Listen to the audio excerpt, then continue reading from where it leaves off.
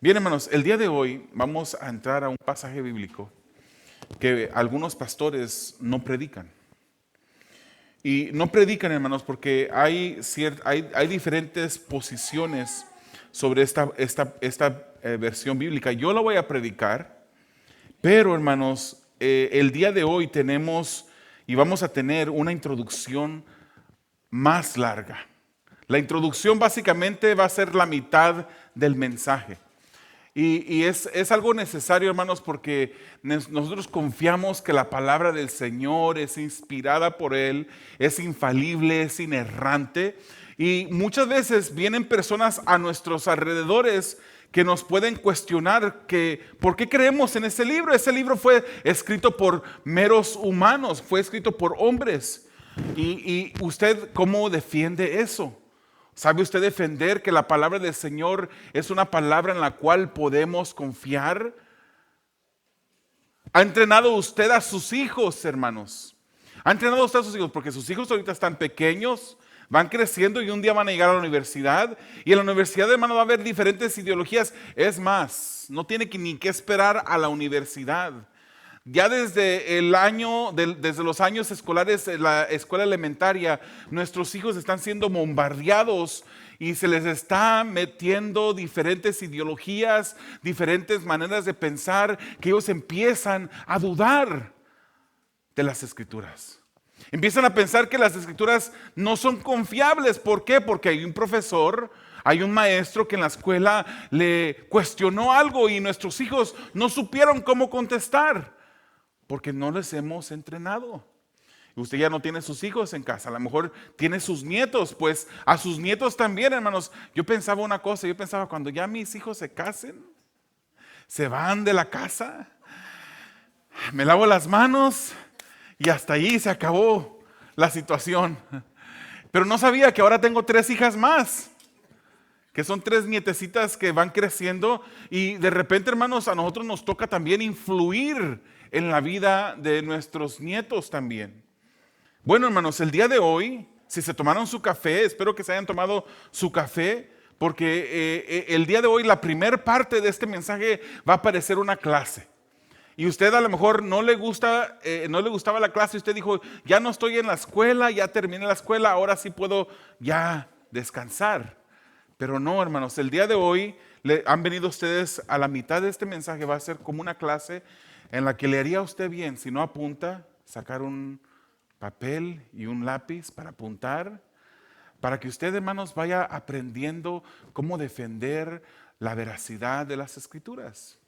Y en un momento ustedes van a ver por qué. El día de hoy, hermanos, traigo un mensaje titulado La obra que no termina abruptamente.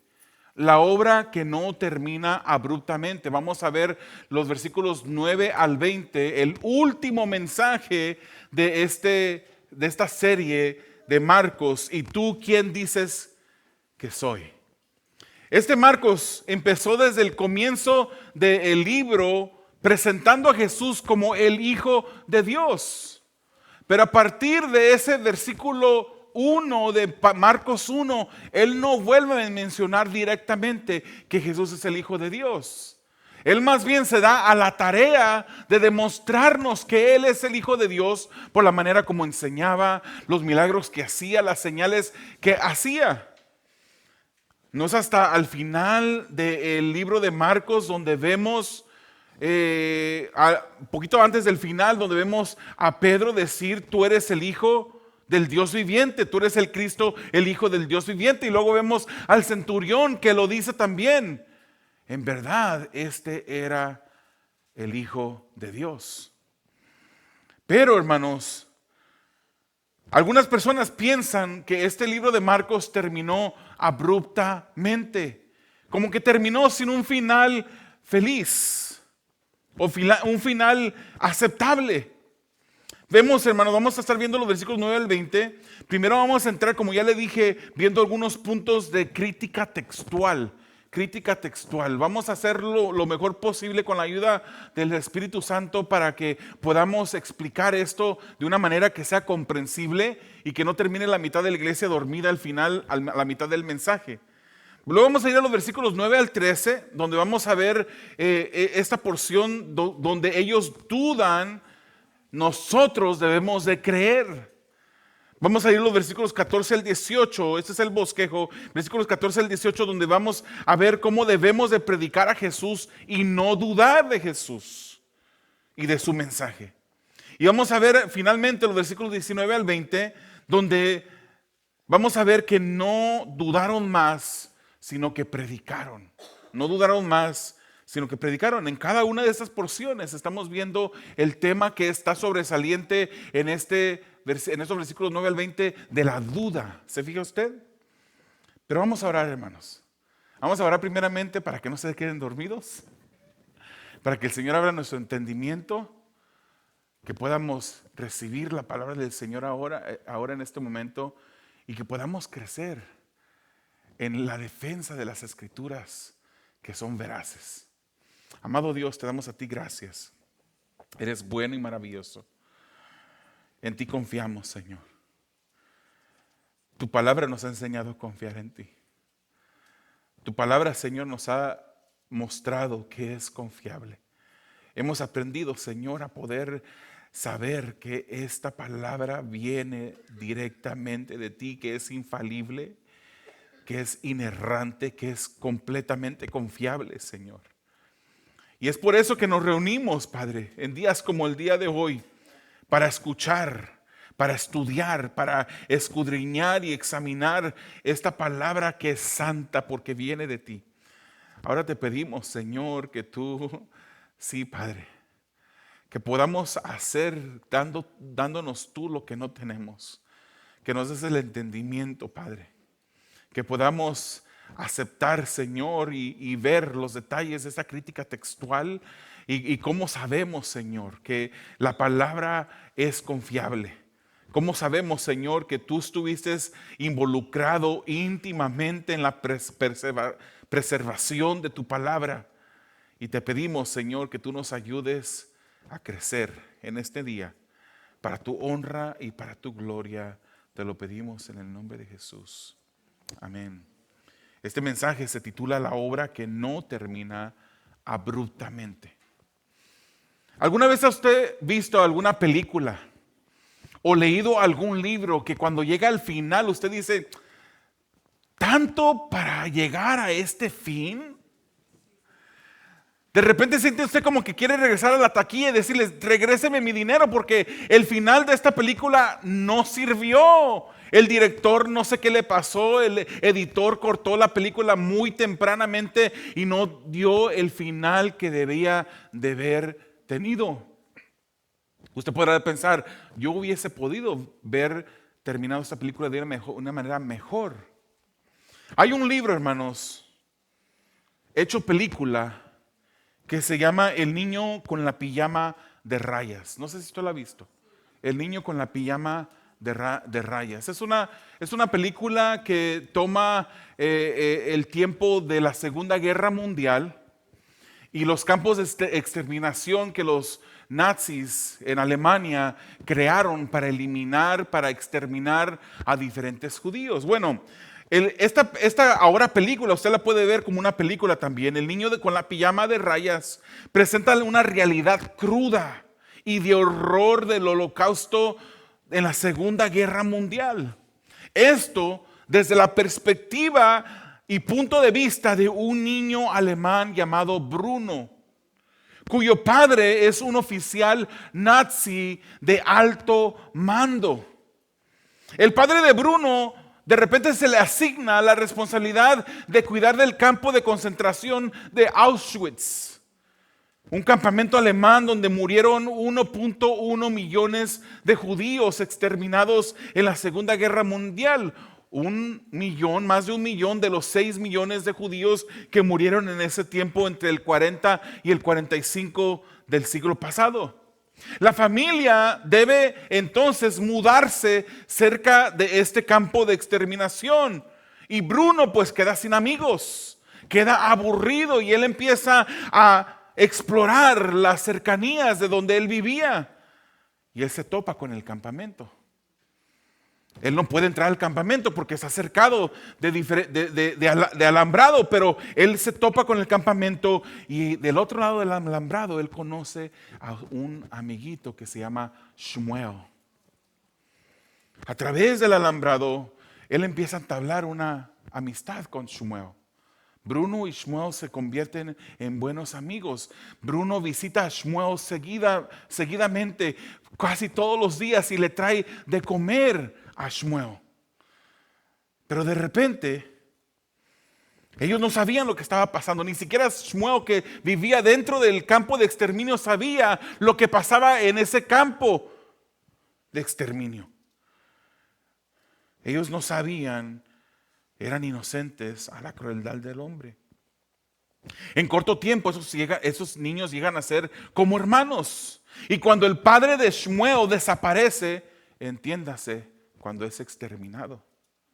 Bruno entra al campamento por una abertura en el cerco y se disfraza con el mismo disfraz que traía su amigo Shmuel, un uniforme de rayas. Él se inmiscuye con toda la población. Parece como uno de los que vivían en ese lugar. Y él se mete, hermanos, porque quería ayudar a su amiguito Shmuel a buscar a su padre que estaba desaparecido. De repente se encuentran atrapados con un grupo de prisioneros judíos que van rumbo a las cámaras de gas para ser exterminados. Y esos amiguitos mueren agarrados de las manos. Es un final abrupto. Es un final que uno pensaría, qué triste. ¿Por qué? Yo hubiera escrito que mejor de repente llega los aliados, el ejército de los aliados, y rescatan a estos dos amiguitos y son felices, crecen y hasta la vejez mueren juntos. Usted diría, yo pudiera haber hecho un final mejor que este, un final que fuera aceptable. Es muy probable que lo mismo se pensó acerca de Marcos y el final de Marcos. El final de Marcos, conforme a muchas personas, entre ellos el pastor John MacArthur, él dice que el final de Marcos terminó en el versículo 8, que dice así: y saliendo ellas huyeron del sepulcro, porque un gran temblor y espanto se había apoderado de ellas, y no dijeron nada a nadie porque tenían miedo. Y uno de ese final de Marcos en el versículo 8 y dice, ¿y qué pasó aquí? ¿Cómo que andaban con miedo? ¿Cómo que no dijeron nada a nadie? ¿Qué pasó después? Bueno, algunas personas creen que el final largo, o sea, de los versículos 9 al 20, es algo que se le añadió a Marcos después, en un tiempo posterior a los escritos originales. Incluso, hermanos, muchas de las versiones que hoy tenemos tienen una nota al pie. Si usted tiene una nueva Biblia de las Américas, Biblia de las Américas, usted puede ver allí la nueva versión internacional, una versión de diferentes versiones. Usted puede ver una nota, la Reina Valera no hace esto. Pero usted puede ver una nota donde dice que en los manuscritos más antiguos, los versículos 9 al 20 no estaban incluidos, sino que estos versículos de 9 al 20 fueron agregados después. Algunas versiones usan letras cursivas o inclinadas. Otras ponen este pasaje dentro de paréntesis. Es muy probable, hermanos, que este pasaje de los versículos 9 al 20 no haya sido parte del escrito original. Y hay otro pasaje en las Escrituras donde podemos similar a esto. Ese es Juan capítulo 7, versículo 53 al capítulo 8, versículo 11. Son los únicos dos pasajes largos en los que se piensa de esta manera. Para algunos esto puede causar confusión. No se me duerma todavía. Algunos pueden estar confundidos y decir, entonces, ¿cómo sabemos qué parte de las Escrituras es el original y qué no es el original? ¿Cómo sabemos? Para esto, hermanos, se usa la crítica textual. La crítica textual, hermanos, es una disciplina filológica, no dije filosófica, filológica y científica que busca reconstruir lo más fielmente posible el texto original de una obra antigua a partir de las copias que fueron manuscritas. ¿Sabía usted que no tenemos ningún ejemplo, ningún ejemplar o ningún texto original? ¿Sabía usted que los textos originales de Isaías, del Antiguo Testamento, el de Marcos, no sabemos dónde están? Están desaparecidos. Pero hay una infinidad de manuscritos, copias manuscritas de estos libros. Para contexto, hermanos, yo quiero, para poder entrar y poder ver que la palabra del Señor es confiable, quiero darle un poquito de contexto. Y quiero que vayamos a ver algunas de las obras escritas del mundo antiguo. Por ejemplo, la historia de Heródoto. La historia de Heródoto. Este libro, esta historia fue escrita en el año 425 antes de Cristo, o sea, más de 400 años antes de Cristo. Es una obra de donde los historiadores el día de hoy sacan su conocimiento sobre las guerras greco-persas de la antigüedad. ¿Sabe usted cuántos manuscritos hay? Usted lo puede ver en la pantalla. Solamente hay 8 manuscritos de este libro, Historia de Heródoto. Y los 8 manuscritos tienen una diferencia de 1300 años después del original. O sea que Heródoto escribió esto y los manuscritos que tenemos, las copias manuscritas que tenemos son de 1300 años después. Otro ejemplo, hermanos. Y antes de entrar a otros ejemplos, yo quisiera decirle una cosa.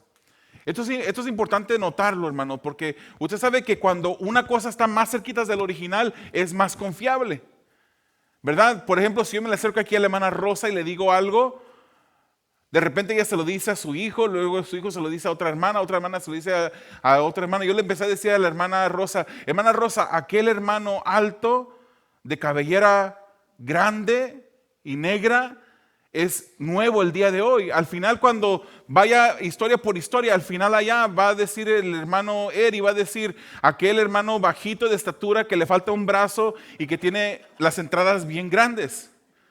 Bueno, eso es nosotros, ¿verdad? Porque somos humanos. Pero Dios, hermanos, tenía su mano poderosa en la preservación de sus escrituras. Y ahorita vamos a ver por qué sabemos eso. No solamente algo que uno dice, yo tengo fe que así fue. No, hermanos, es bueno tener fe.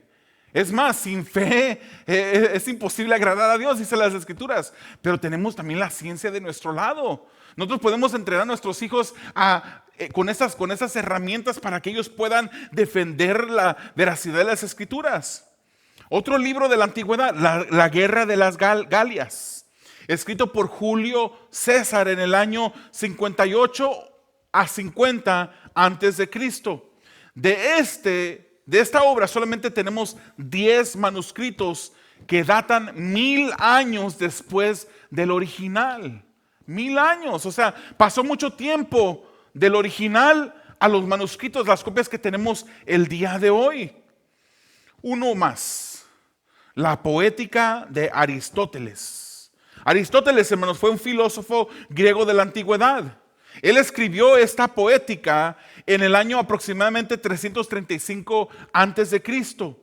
Y solamente tenemos 5 manuscritos, 5 copias manuscritas de este libro y con una diferencia de 1400 años del original a los manuscritos que tenemos, las copias. O sea, vamos entendiendo, ¿verdad? Hay poquitas copias y las copias que tenemos tienen una distancia en años del original a los manuscritos de 1000 años por lo menos en estos casos. Así muchas obras de la antigüedad, podríamos seguir mencionando varias. Hermanos, la Biblia está muy, pero muy por encima en su evidencia de copias manuscritas existentes. Recordemos, hermanos, que la imprenta no se inventó hasta como 1450. Antes de eso se copiaban las obras, los libros se copiaban a mano, una por una. Recordemos eso, hermanos. Antes se copiaban a mano. Algunos manuscritos tenían variaciones. Por ejemplo, hermanos, si yo escribía el libro de Marcos, yo entonces ese libro de Marcos, hay otros, digamos, otros tres copistas que están copiando ese libro de Marcos, pues las personas que están copiando los libros podían haber cometido errores. Nosotros creemos en la infalibilidad, la inerrancia de las escrituras en sus escritos originales. A Marcos es que el Espíritu Santo le inspiró a escribir. Y en ese texto original no hay error. Pero si los copistas después, 3 copistas, copiaron el libro de Marcos, nosotros no decimos que los copistas estaban siendo usados de una manera infalible por parte de Dios. Creemos en la infalibilidad y la inerrancia de los escritos originales. Ya cuando el hermano Mario y la hermana Araceli y Mercedes copiaron esta copia de Marcos original que si yo fuera Marcos, yo escribí, entonces esos podrían tener errores, podrían tener variaciones, errores ortográficos. A lo mejor faltaba una palabra en la copia que hizo Mario, pero en la copia de Mercedes y de Araceli no faltaban esa palabra que le faltó a Mario. Recordemos que se copiaba una palabra, hermanos, que es infalible, pero los instrumentos que copiaban estas escrituras eran falibles, eran hombres falibles. Las copias subsiguientes después tenían los mismos errores. De repente hay otras 3 personas que copiaron las escrituras que copió Mercedes y luego las que copió otros 3 personas que copiaron las que hizo la hermana Araceli y otras 3 las que hizo Mario. Los que agarraron la escritura que hizo Mario, esas 3 escrituras iban a tener el mismo error y a lo mejor hasta más errores porque le iba a faltar esa palabra que Mario le faltó y a lo mejor otras más. Creemos, hermanos, en la inerrancia. Quiero volver a repetir este punto. Creemos en la inerrancia y la infalibilidad de la Biblia en sus lenguas originales, pero no en las copias. Pero, comparando todas las copias que hay, podemos saber exactamente lo que el texto original dice. Podemos saber. ¿Cuántos manuscritos tenemos de la Biblia, hermanos? Concentrémonos nada más en el Nuevo Testamento por este momento. Recuérdese que nosotros habían 10, 8, 5 manuscritos con 1000 años, 1400 años de diferencia, ¿verdad? Recuérdense eso.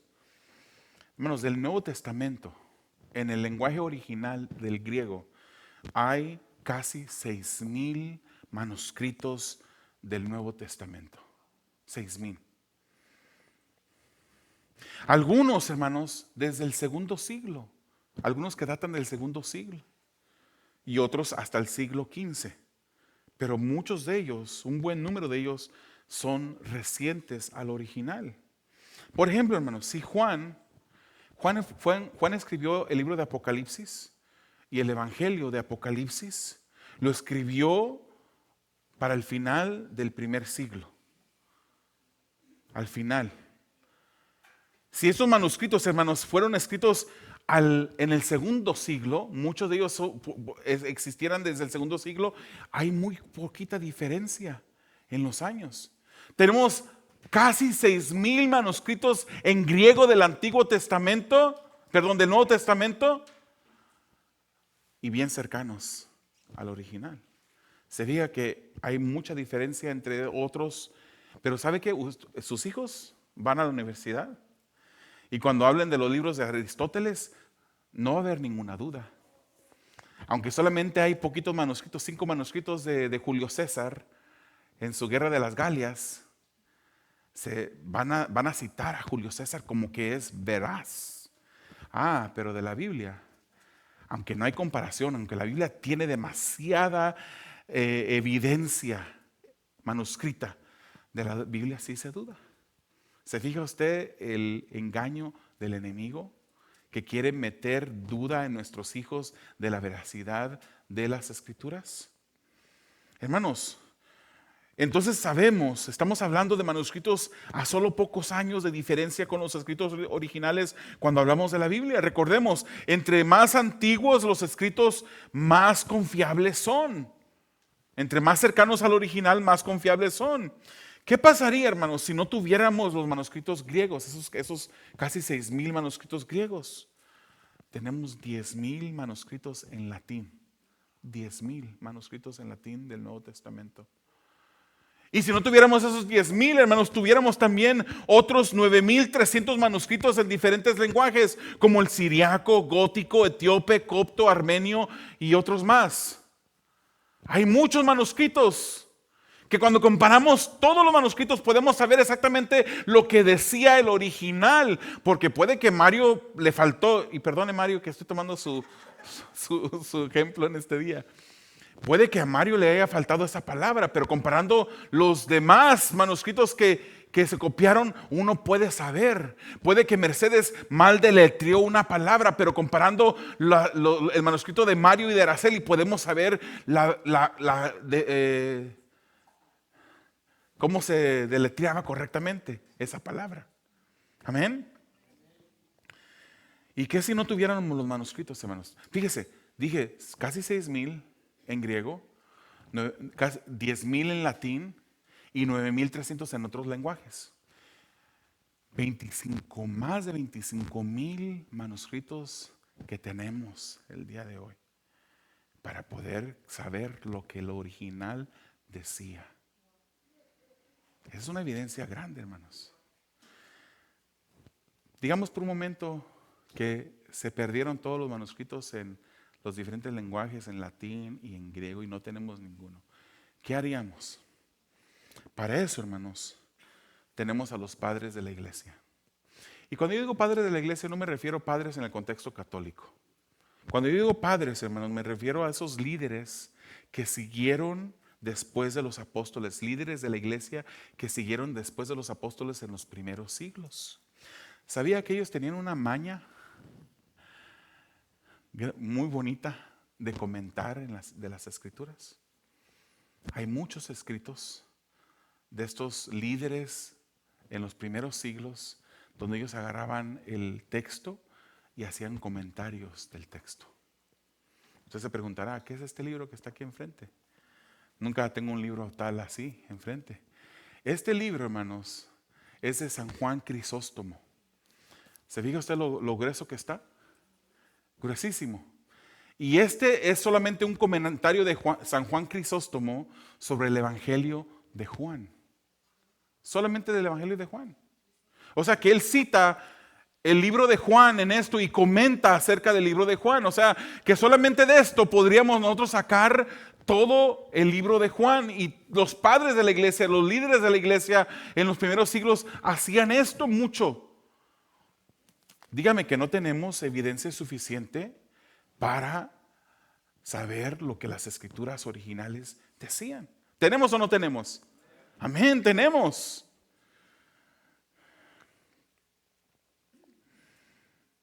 Los eruditos expertos en la crítica textual, hermanos, dirían que lo que se conoce de la Biblia es de alta confiabilidad.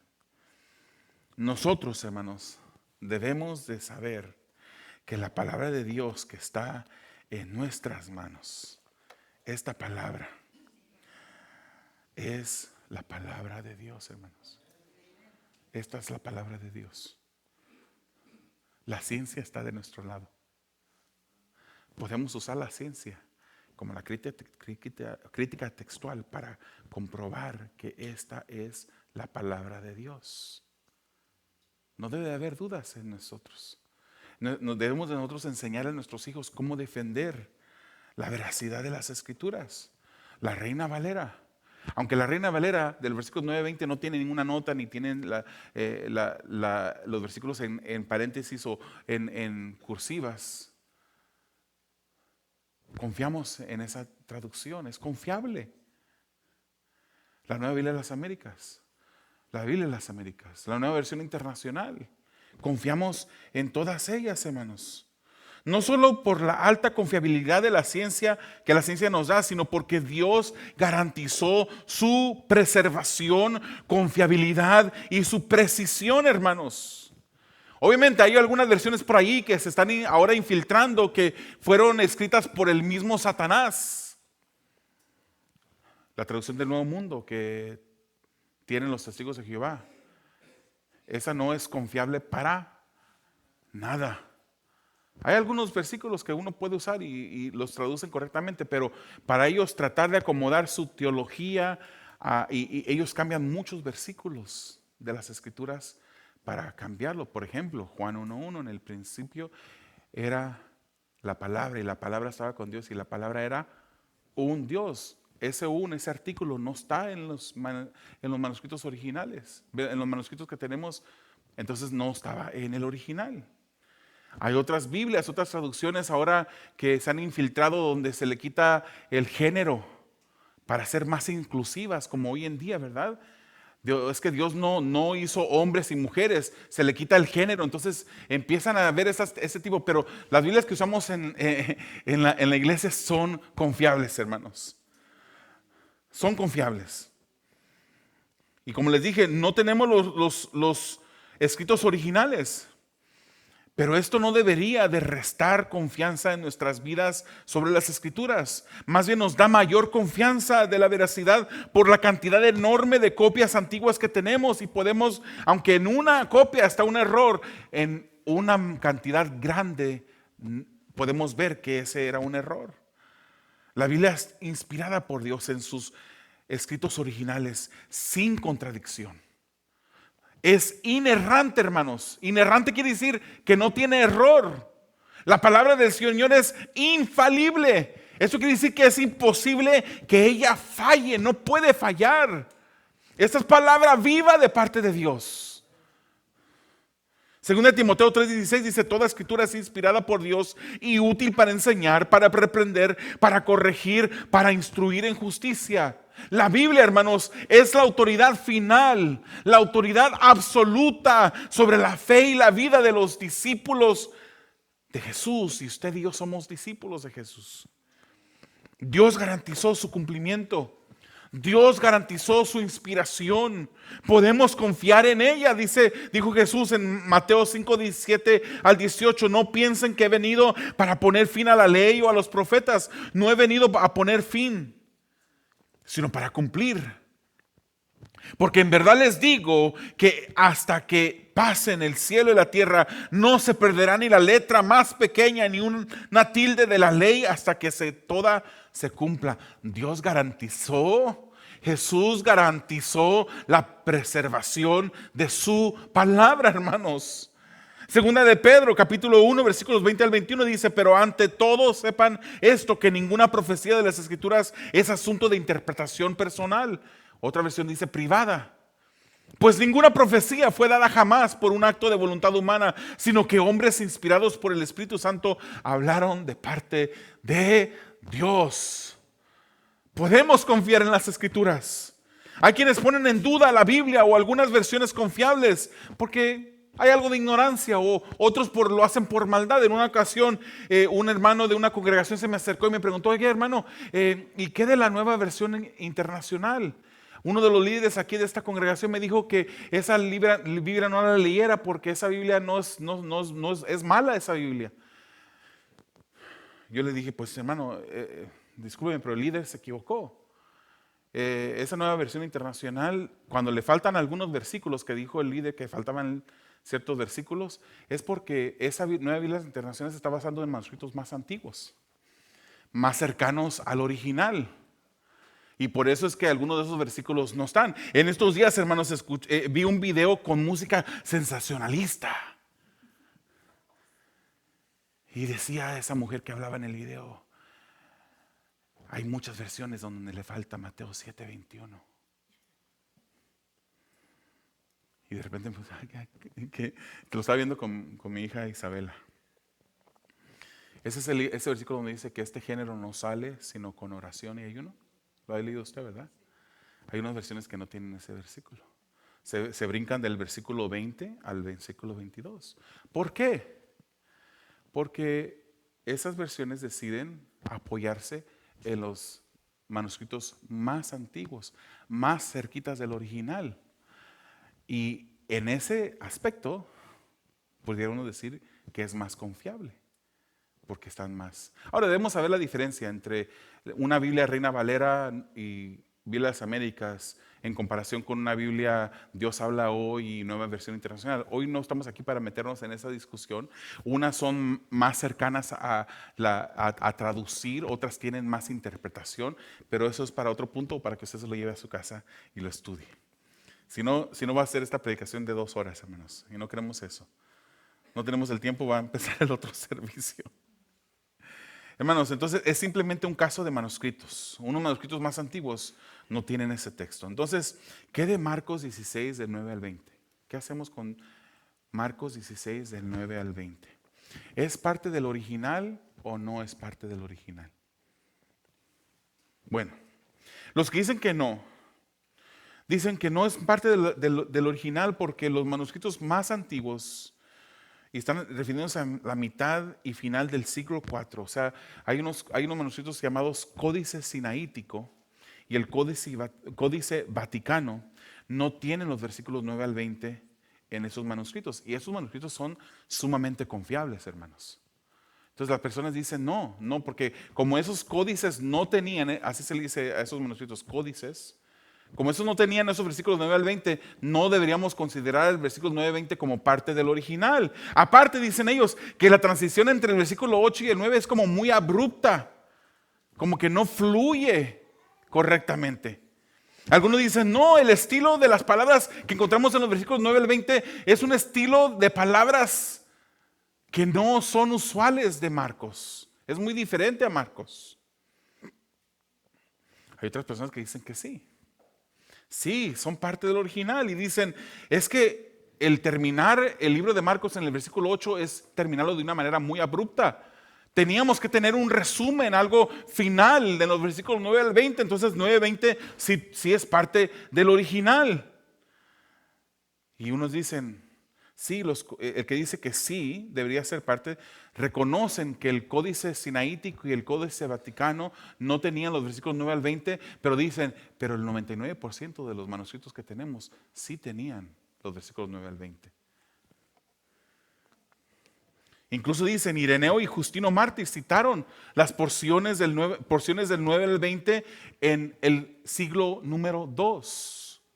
Ellos consideraban, esos líderes de la iglesia consideraban a esos versículos de 9 al 20 como parte de las escrituras.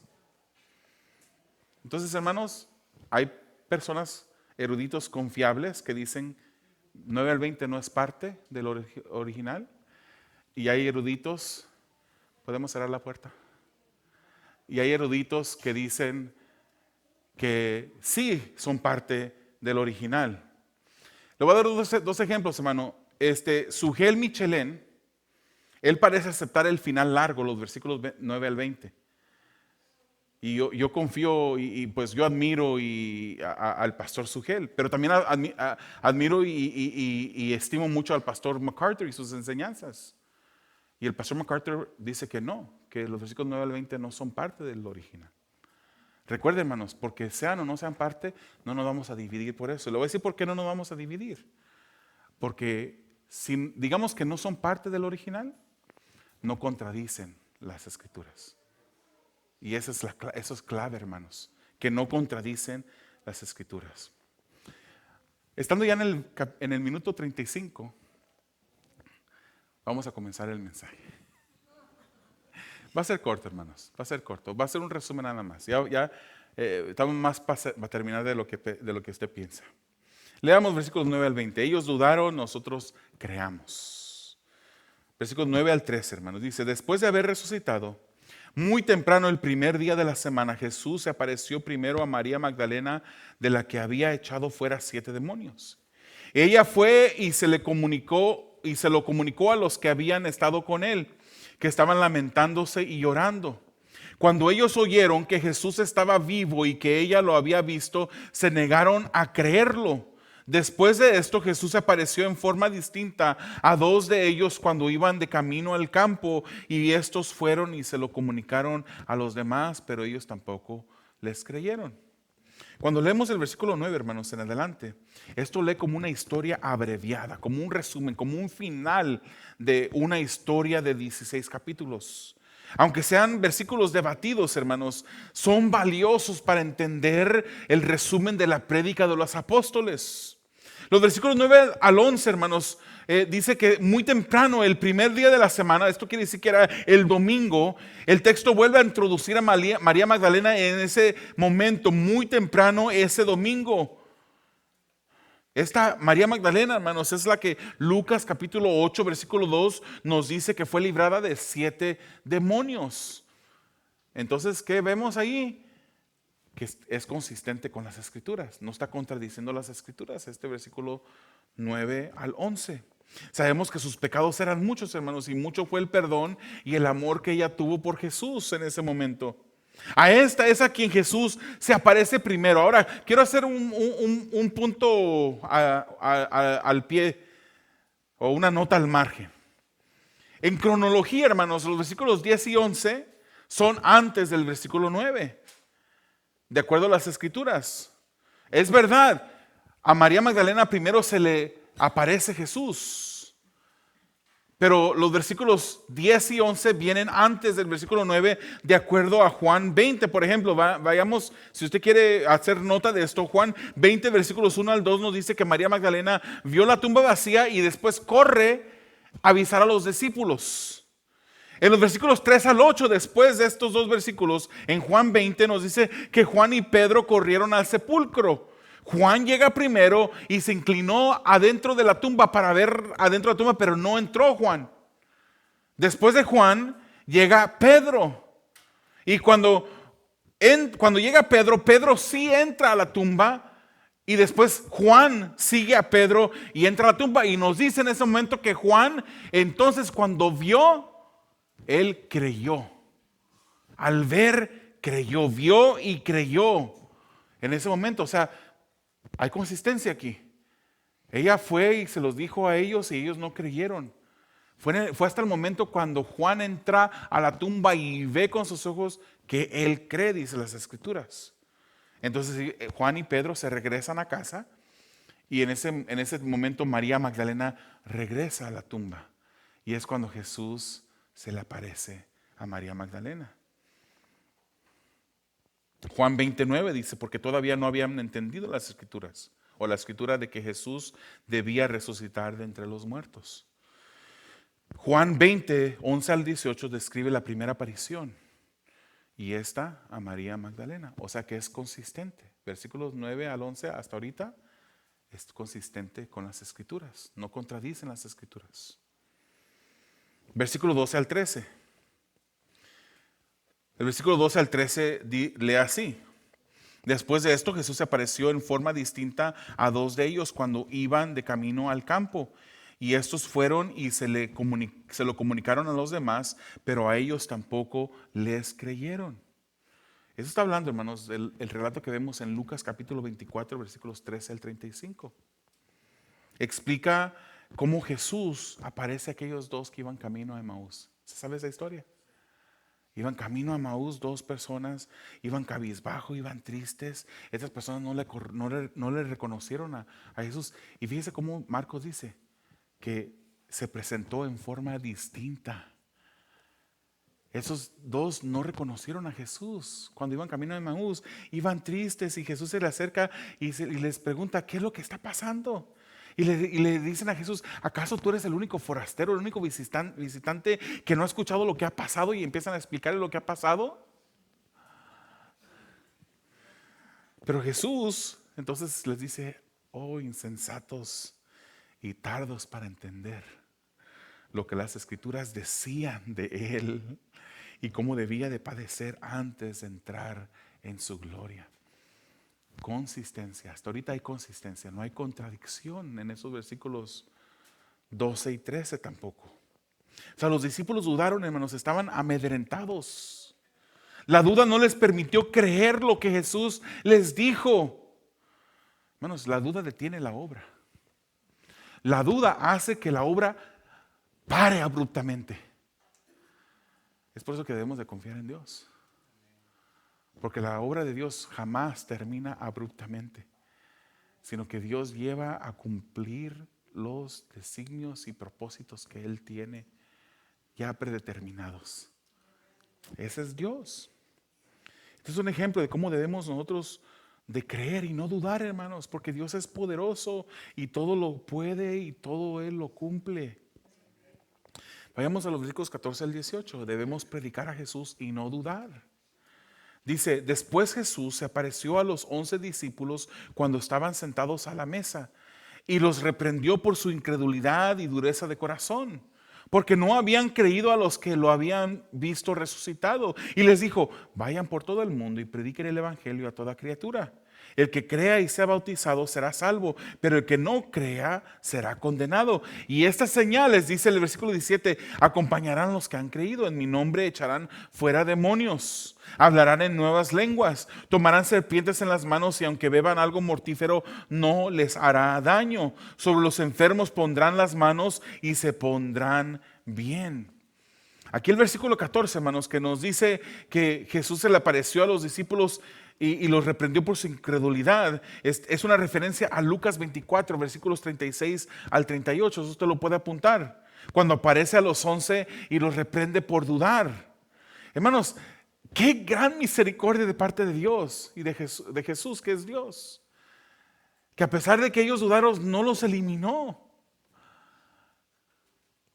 Jesús no los eliminó, no fueron desechados por haber dudado, sino que fueron comisionados. ¿Cuántos de ustedes han dudado? Hemos dudado, hermanos. Diga, hermanos, por favor, seamos honestos. Hemos dudado, pero por dudar el Señor no nos ha desechado, sino más bien nos considera aún parte de su propósito y su plan. Qué gran misericordia de Jesús. Luego vemos el versículo 15 donde se les da la gran comisión que encontramos en Mateo 28, 19. Hay consistencia todavía. Si versículos 9 al 20 no son parte del original, hay consistencia, no hay contradicción aquí. La gran comisión. El versículo 16 dice, el que cree y sea bautizado será salvo. Hay muchos versículos en Hechos que hablan de así. Hay consistencia con las escrituras de estos versículos. El versículo 16. Ahora, hermanos, sabemos que la salvación es por fe y quiero hacer otro paréntesis. La salvación es por fe nada más. En Hechos dice, el que cree y sea bautizado será salvo. Aquí Marcos, en este versículo dice, el que cree y sea bautizado será salvo. Pero sabemos por las escrituras que la salvación es solamente por fe. Efesios 2, 8 al 10. Entonces, ¿qué es lo que quiere decir este versículo? Recuérdese que las escrituras son la mejor intérprete de las escrituras. Las escrituras no se contradicen. Entonces, si algo pareciera que se contradice, tenemos que encontrar cómo armonizan más bien. Amén. Él dice, sabemos que la salvación es por fe. Se cree para salvación. Romanos dice, se cree para salvación. Con el corazón se cree para salvación. Y con la boca se confiesa para justicia.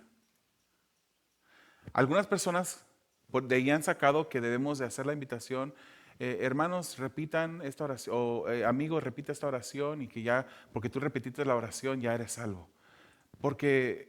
Pero solamente con repetir una oración y vivir como un diablo puedes ser salvo, sin haber creído, con que solamente digas esa oración. No, cuando Pablo dice que el que creyera en su corazón y confesara con su boca, él está hablando de una fe y luego interna que se demuestra externamente. Y no se demuestra solamente en ese momento de que repetiste la oración. Se demuestra con una vida justa, una vida cambiada, una vida santificada por Dios. Eso es lo que quiere decir el texto. Entonces, fíjese, incluso aquí podemos confirmar esto. Porque veamos otra vez, versículo 16. El que crea y sea bautizado será salvo. O sea, una persona que va a querer, va a querer obedecer a Dios. El bautismo es una obediencia de Dios. El bautismo va a demostrar que en verdad hubo una salvación, una fe en su vida. Pero fíjese lo que dice a continuación. Dice, el que crea y sea bautizado será salvo, pero el que no crea será condenado. Ahí no dice, pero el que no crea y no sea bautizado será condenado. Dice, el que no crea, solamente menciona creer, ese no será salvo. Por eso sabemos que la salvación, por esto y por otras partes de las Escrituras, sabemos que la salvación es solamente por fe. Por fe. Nuestros amigos de la fe en Cristo Jesús, una organización, ellos no dicen, oh, el Señor vino a mi vida y me salvó el día que yo creí. Ellos siempre preguntan, ¿cuándo te bautizaste? ¿Cuál fue? Oh, yo me bauticé el día 15 de agosto de 1900 tantos. Para ellos el día que se bautizaron es el día que ellos fueron salvos. Pero eso niega la doctrina de las Escrituras. La salvación es por fe solamente. Versículo 17 al 18. Aquí vemos varias cosas, hermanos, y que vienen, no voy a mencionar de dónde vienen. Hay muchas fuentes de donde vienen estos versículos 17 al 18. Jesús les dio a los discípulos autoridad para hacer milagros. ¿Se recuerdan? En el mismo Marcos leemos eso. Para expulsar demonios también. A los discípulos, a los apóstoles se les dio la potestad de hacer milagros para comprobar la confiabilidad de un nuevo mensaje en la iglesia apostólica. Cuando vaya a Hechos 3. En eso hablaba con una de mis hijas de esto. Hechos 3 habla de ese paralítico que estaba a la puerta de la entrada de la puerta del templo llamada la Hermosa. Y los apóstoles llegaron muy temprano en la mañana y iban a orar. Y este paralítico pues pide limosna y él le dice a los apóstoles, no tengo dinero ni plata, pero lo que tengo te doy.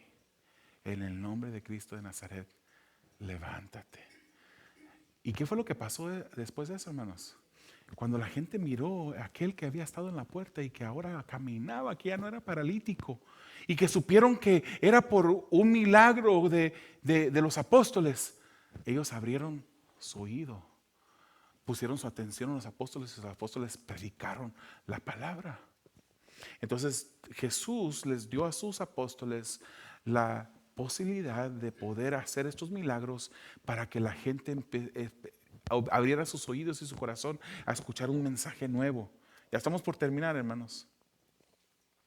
Vemos Hechos 2, nuevas lenguas.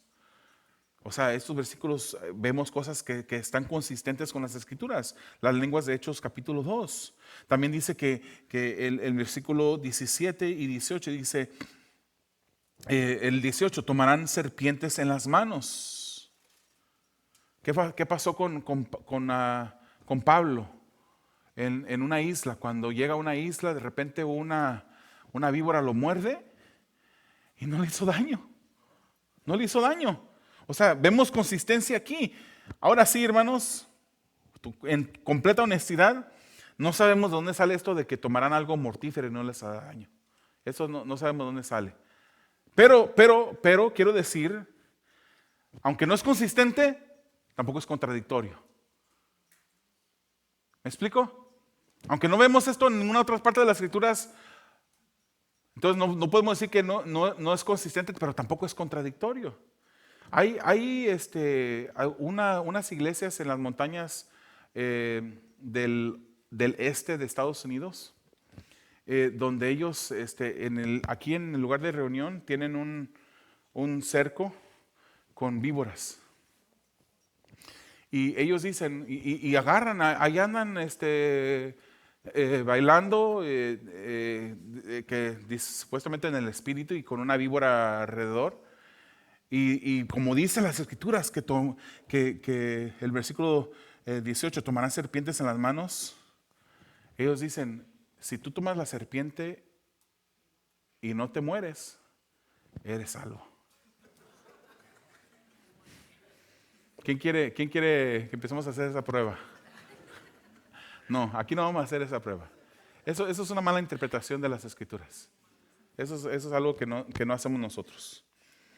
Los discípulos, hermanos, dudaron, estaban amedrentados. La duda no les permitió creer lo que Jesús les dijo, pero entonces Jesús los comisiona a predicar el evangelio. Terminada la obra de Jesús en la tierra, los discípulos ahora debían de confiar, debían de continuar el trabajo de predicación. Y si tú eres un discípulo de Jesús, la obra no ha terminado abruptamente, sino que continúa contigo. La obra continúa contigo. Y es cortito, hermanos, ya al final, versículos 19 al 20. Entonces el Señor Jesús, después de hablar con ellos, fue recibido en el cielo y se sentó a la diestra de Dios. Y ellos salieron y predicaron por todas partes, colaborando el Señor con ellos y confirmando la palabra por medio de las señales que las seguía. Versículo 19 es el testimonio bíblico. Nos dice que Jesús ascendió y ahora está a la diestra del Padre, a la diestra de Dios. Eso lo vemos en Hechos 1:9. En Hebreos 1:3, Hechos 1:9 nos dice que Él ascendió al cielo corporalmente. Hebreos capítulo 1 versículo 3 nos dice que ahora está sentado a la diestra de Dios. Consistente. No hay contradicción aquí, hay consistencia. Y el versículo 20 dice que ellos predicaban y Dios los respaldaba por señales. Otra vez, Hechos confirma y hay consistencia en estos versículos 9 al 20 con las Escrituras. No son contradictorias a las Escrituras. Terminada la obra de Jesús, ahora ellos tenían que predicar, hermanos. Y este es un buen momento para ver el resumen de lo que los apóstoles hacían. Aquí no hay apóstoles. Aquí no hay apóstoles. Hoy en día en la tierra no hay apóstoles. Hay personas que ejercen trabajos apostólicos, pero no hay apóstoles, no hay títulos de apóstol. Hay personas que son enviadas, pero no hay apóstoles. Pero sí hay discípulos. Usted es discípulo de Jesús. Yo soy un discípulo de Jesús. Y a nosotros se nos dijo en Mateo 28, 19 y 20, vayan pues y hagan discípulos de todas las naciones, bautizándoles en el nombre del Padre y del Hijo y del Espíritu Santo, enseñándoles a guardar todo lo que les he mandado. Y recuerden, yo estoy con ustedes todos los días hasta el fin del mundo. Es por eso que el apóstol Pablo, él sí era apóstol. El último de los apóstoles. En 1 Corintios 2:2 dice, porque nada me propuse, él dijo, nada me propuse saber entre ustedes, excepto a Jesucristo y este crucificado. Debemos de predicar el evangelio, hermanos, pero ¿sabe qué? Debemos también de vivir el evangelio. Que la manera de cómo vivamos sea consistente. Así como las escrituras son consistentes, que nosotros seamos consistentes con el evangelio. Que no predicamos una cosa y vivamos de otra manera diferente. Debemos seguir predicando a Jesucristo, hermanos. El mensaje no ha cambiado ni ha terminado la obra. La obra no ha terminado abruptamente. Puedes que seas de los que piensan que el versículo 9 al 20 son o no son parte de Marcos. Pero sean o no sean parte del escrito original. Sé parte tú de la obra que no ha terminado abruptamente, sino que continúa. Podemos tener confianza en las escrituras, hermanos. Podemos tener confianza en su veracidad, en su inerrancia, en su infalibilidad. No te amedrentes, no dudes de la palabra, que es la Biblia. Puedes tener confianza en ella. Y para terminar, hermanos, yo quiero compartir algo que el pastor John MacArthur comparte acerca de estos versículos 9 al 20, que se me hicieron muy puntuales. Recuerde, él no cree que los versículos 9 al 20 son parte del libro original. Él dice, el final en el versículo 8 de Marcos es apropiado. Él dice, esto es apropiado. Y encaja con el evangelio, dice. Quiero repetir otra vez el versículo 8. Y saliendo ellas, huyeron del sepulcro porque un gran temblor y espanto se había apoderado de ellas. Y no dijeron nada a nadie porque tenían miedo. El pastor John MacArthur dice que el final del versículo 8 encaja muy bien. Dice, Marcos comienza haciendo un punto. En el capítulo 1, versículo 1, él menciona principio del evangelio de Jesucristo, Hijo de Dios. El pastor John dice, Marcos va al punto. Va al punto. Marcos solamente quería probar al lector que Jesús es el Hijo de Dios. Y menciona cómo al final del evangelio el centurión dice, en verdad este hombre era hijo de Dios. Este asombro en el versículo 8, este miedo no es ajeno a Marcos, dice el pastor John MacArthur.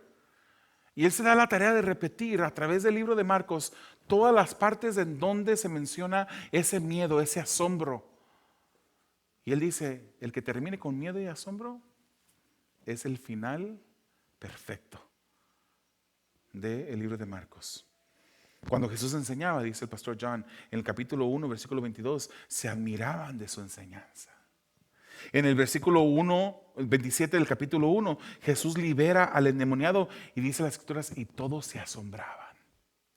Jesús curó al paralítico en el capítulo 2, versículo 12, y de manera que todos estaban asombrados, dice las escrituras. En el capítulo 4, versículo 41, cuando Jesús calma la tempestad, se llenaron todos de temor. Jesús libera al gadareno endemoniado y la gente que miró y que conocía al endemoniado gadareno tuvo miedo. En el capítulo 5, versículo 33, Jesús sana a la mujer del flujo de sangre y ella estaba temerosa y temblando. Jesús resucita a la hija de Jairo y la gente en el capítulo 5, versículo 42 quedaron completamente atónitos.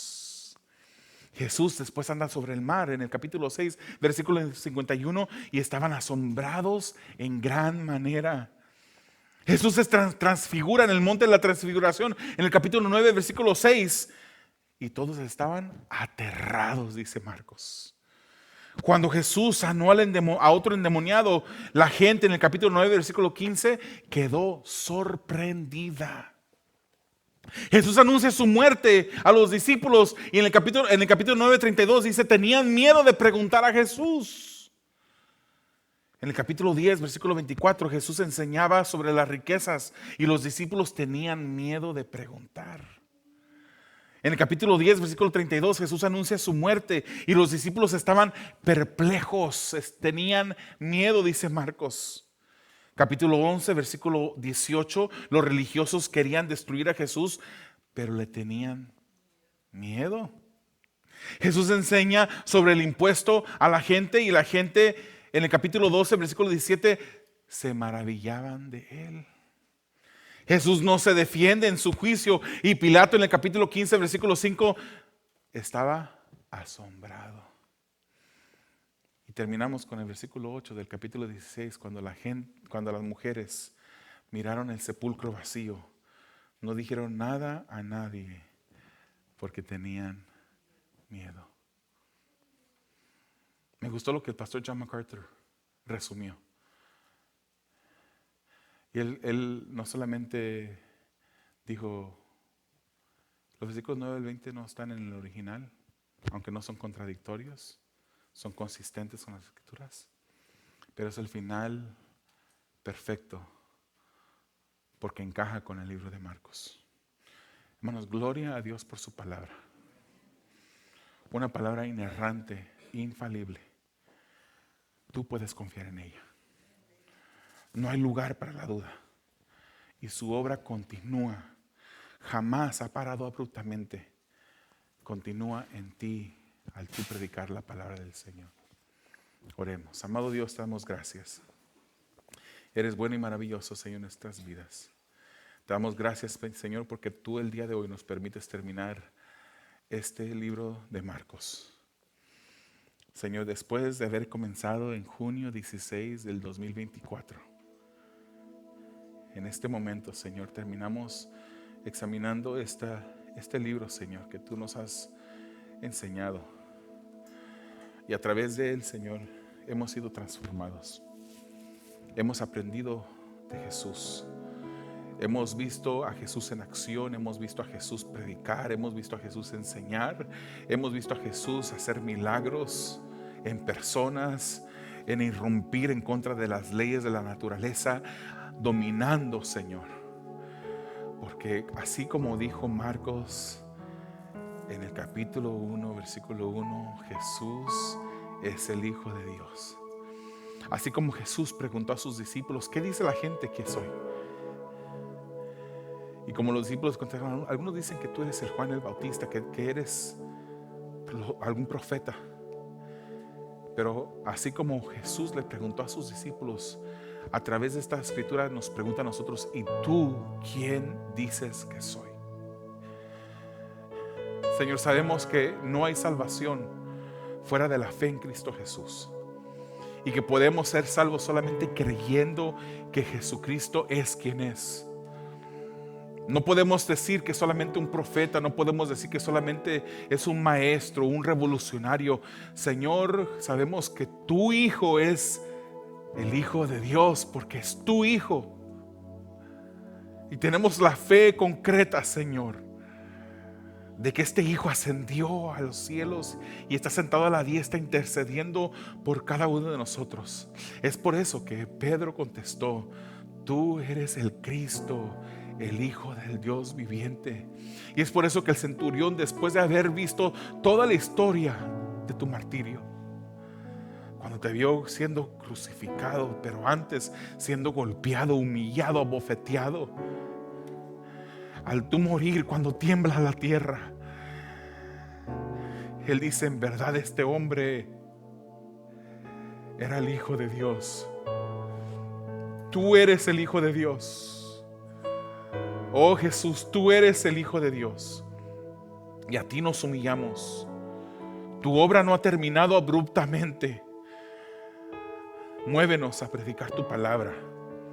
Muévenos, Señor, a seguir esta obra que tú has puesto y encomendado en nuestras vidas. Con tu ayuda lo podemos hacer. Con tu ayuda la duda no tendrá lugar en nuestras vidas. Es con tu ayuda, por el poder de tu Santo Espíritu y por los méritos de Cristo, rogamos esto en el nombre de Jesús. Amén.